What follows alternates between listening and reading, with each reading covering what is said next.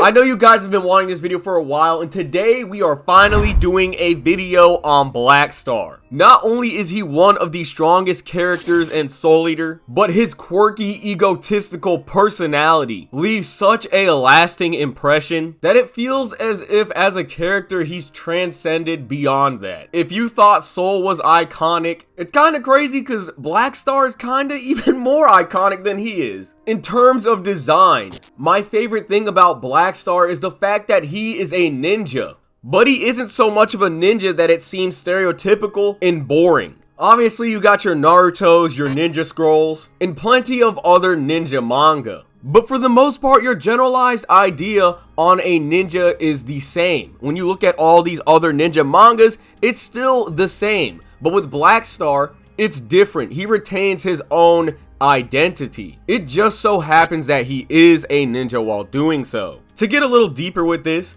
character designs can be fun. It's fun when they feed the imagination. You look at a design and it makes you think. When you look at Black Star, at first glance, you probably wouldn't even be able to tell that he's a ninja. But then when the hamsters start running in your brain, you begin to picture it. And then his design makes a lot more sense because you start to see the vision of him being that. It's kind of like when you're watching One Piece and you see a character, you're like, this dude does not look like a pirate. But then as you begin to process their design more, you start to see the pirate elements inside of that character. You start to understand the creative vision a little more. It feeds the imagination and it's not just some boring ass flat design. Now when it comes to Black Star's characters and his goals, they are far from boring. His goal is to transcend God, to become stronger than the god of his world. And on the journey to do that, he also has to fight the god of the sword. But on this journey to transcend God, Black Star must choose a path to follow. The path of the warrior or the path of the demon. Now, in order to really understand Black Star's entire character arc, you need to understand what exactly the path of the warrior is, what the path of the demon is, and what Black Star actually means when he says he's going to transcend God. Now, when Black Star says, I want to be strong enough to transcend God, or that he's going to be strong enough to transcend God, if you were to just think that Black Star was going to be stronger, you'd be right. But there is a lot more to that. Now let's look at the phrase or the saying that Black Star says. I'm going to surpass God. I'm going to transcend God, right? Now, in Soul Eater, God is Shinigami, the god of death. Now, when he says he's going to transcend God, he does mean it in a sense of being strong. The baseline is that Black Star is going to be stronger than Shinigami, but the other meaning to this is the fact that Black Star will no longer fear death. The fear of death is a common theme in Soul Eater. Everybody fears death. And the fear of death is what makes you become a Kishin. Anybody in Soul Eater could be strong, but the real definition of strength in Soul Eater is courage. It is the weakness of the heart that makes someone choose the path of a Kishin. If you get power by becoming a Kishin, are you really strong? Because in actuality, you are weak then. But ultimately, you will get the power that you so craved. That would be the path of the demon. Having absolutely no fear and no awareness. When you deny your opponent's soul and even your very own. Originally, Black Star was going down this path. As a Meister from DWMA, Black Star preserves Shinigami's rule and order over the world. When he defeats Mifune for the first time, he says, a bodyguard who protects an evil witch. Villains like you deserve to die. And what's even worse, you tried to show off even more than me. I'm going to take your soul for that. That would be the path of the demon coming out of Black Star.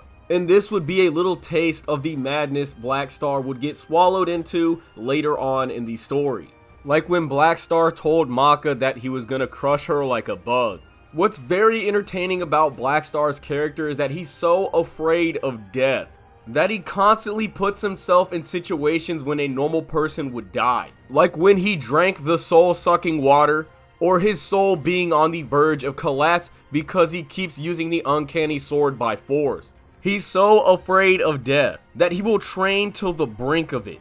For the most part, he does defeat it. He wins against it, proving that he is capable of transcending the gods, until he fights the likes of Mifune and Mosquito. And during these battles, he undoubtedly lost. Mifune was so strong, he humbled Blackstar by beating him with the back of his blade, sparing his life. And Mosquito was so strong that Blackstar, Maka, and Kid all had to run away from him. If Blackstar would have kept fighting Mosquito, he would eventually have died. And with these last two encounters, he barely escaped death. Almost dying to these two challenges put more fear into him and caused him to lose his self-confidence. These dances with death made him desperate, so naturally he challenges the god of death to a duel, to see if he can defeat him and the fear of death that he has. During this fight, we see Blackstar at his lowest point. He's hungry for power and desperate, so his wavelength becomes more like White Star's. Frustrated by yet another scenario where he's losing, he tells Kid, "Fine, then kill me. You're supposed to be a god of death, right?" Frustrated, Kid stomps Blackstar's head into the ground and looks down in disappointment and asks him, "Weren't you supposed to transcend the gods?" What truly makes this scene heartbreaking is the fact that from time and time again, when fear or the fear of death is in Blackstar's face, he usually fights it. He stays strong and keeps moving forward, still believing in himself, despite what others tell him, until he realizes he doesn't have the body of a god. After losing to Mosquito and Mifune, realizing that he wasn't a god, and his battle against Kid not going his way, he decides to give up on life.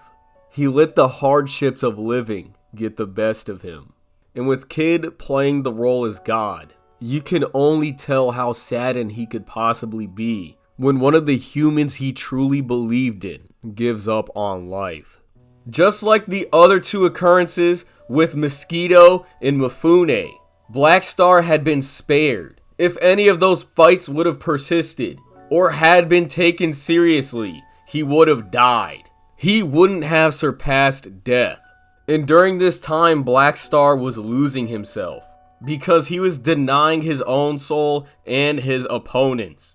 After this incident, he decides to go train. He tests out his soul menace and it seems as if he's back to his normal self. And with this, Blackstar returns back to his old way of thinking. I want to get strong so everyone knows who I am. I'm gonna beat down anyone and everyone who's stronger than me. Tsubaki's dad then asks him, even if it means walking the path of a demon. He responds, "I don't know what the path of the demon is or isn't, and I don't care either. I want to get strong, and if it's the path of the demon, so be it. It's the path I'm going down, and I ain't looking back." And through this decision, Blackstar would then begin to parallel Tsubaki's brother. Following the path of the demon would only be fitting for Blackstar's name. A name that actually has a much deeper meaning than you'd initially think. Thy name is Blackstar, the world of darkness. Thou livest in blackness, and stealest the people's hope. World of darkness, huh? Now let me ask you guys, does any of this sound familiar? Blackstar is named after Adala. He is named after the Great Cataclysm, after Adala has merged into the earth. Just like the second son, the Black Star, he will steal the people's hope, bringing only despair. And with the arrival of the Black Star or the Black Sun in Fire Force, that is exactly what happens. If you guys haven't realized it yet, Black Star parallels Shinra. If he were to walk the path of the demon, the same thing that happened in Fire Force could have happened in Soul Eater. Him and Shinra both could have became Kishins. When the will of Naka Tsukasa looks inside of Blackstar's soul, Blackstar gets attacked by all of the people who sought ultimate strength and failed to accomplish their dream because in life they were devoured by demons. As the memories of all of these souls begin to flow into Blackstar, He feels all of their fear, defeat, and resentment. And most of all, their despair. All of their hopes were snuffed out by despair. This is no different than Fire Force. The will of Naka Tsukasa says, you must devour them as you make your way forward. This is the path of the demon. Will you still press onward? Asking Black Star, will he still become a demon? At this moment, Black Star realizes something. The will continues. I see a boy so overcome by despair that he cannot even stand. To transcend the gods is not even a shadow of a dream for one such as you. As I said before, Black Star always tries to surpass the fear of death. He says, if it's fear, then I'll stand up to it. I'll never give up. But that people have been so defeated like this, that they felt so much despair. He decides to no longer walk the path of a demon, just like Tsubaki's brother. From this moment forward, we see how the many lessons that Benimaru has taught Shinra and Fire Force actually affect Black Star. During this scene, Black Star learns how to value life. This is no different than the time when Shinra learned the breath of life. In both situations, Black Star and Shinra were trying to get stronger. And it started with both of them valuing life. When you are lost to madness, you deny the soul of your opponent and eventually end up losing your own. This is why Black Star wasn't acting like he normally does. He was denying himself and he did not value life. But from this point forward, both Shinra and Black Star then begin to value life, and you see how it affects their characters. From the regret of the souls who fell in battle, looking for the true warrior's path. And if it means lifting their regrets, then I'm happy to take it all on myself. The path I choose ain't the path of a demon who kills the living. It's the path of a warrior who brings the dead back to life. Then we also see Black Star learn the importance of perception. When it comes to Black Star's name, it means the world of darkness. He was destined to steal the hope of the people and bring about despair. As he stargazes, Tsubaki walks up to him and says, in Death City the sky is kinda bright even at night, but here it's dark enough that you can see a lot of stars. Black Star then says, yeah, it's pitch black out here. Tsubaki then comments about how pretty it is. Black Star then asks Tsubaki, I am the last survivor of the notorious Star Clan. Do you think I'll ever end up having to live in blackness no matter what I do? But if I'm the black sky up there, then I guess that makes you the shining stars, Tsubaki. Tsubaki then says, well, if you want my opinion, I think the black sky and all the millions of stars and everything else up there, I think it's all you, Black Star. After Tsubaki changes Black Star's perception of his own name, he realizes he doesn't have to walk the path of the demon. And yet again, this is another lesson that Black Star has learned, as well as Shinra. The lesson of perception.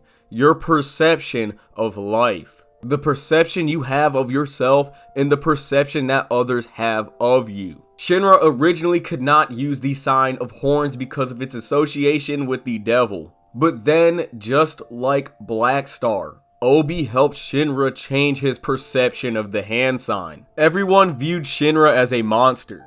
When Shinra was a child, everyone was disgusted by him. And this was no different than what happened to Black Star. Sid asks Black Star, you still ain't collected any souls yet? Black Star responds, I was awesome again today. Tons of people noticed me. In this moment, everyone was giving Black Star negative attention. Because of his name, because he was a member of the Star Clan, he was afraid to live. And that's why he didn't collect any souls.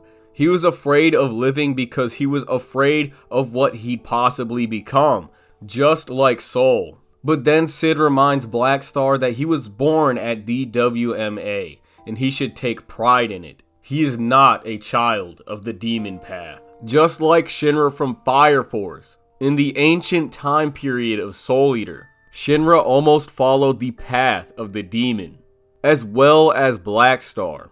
But the lessons that they both learned prevented them from doing so. And this allowed the both of them to be able to transcend the gods.